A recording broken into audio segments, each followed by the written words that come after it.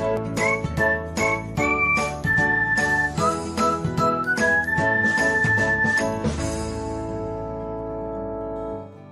everyone, welcome back to another episode of Technologyglance.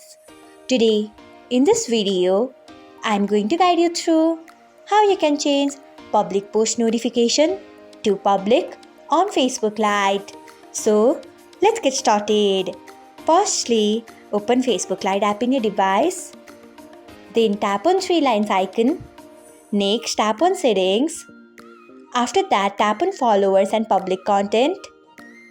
Next, you can see the option of public post notification. Tap on it. After that, you can see the option of public. Tap on it.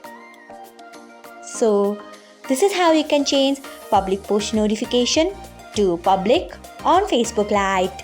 Thanks for watching. If you found this guide helpful, we would love it if you hit the thumbs up button below. We upload great new tech tutorials like this one every day. So, do not forget to subscribe to our channel and hit the bell icon so that you'll never miss another update.